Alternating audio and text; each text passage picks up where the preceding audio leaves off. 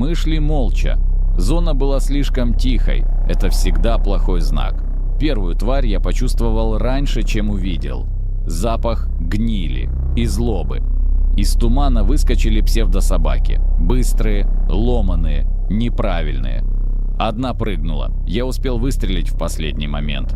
Вторая сбила меня с ног. Клыки щелкнули у лица. Я понял одно. В зоне ошибаются только один раз. Мы выжили. Но это было только начало.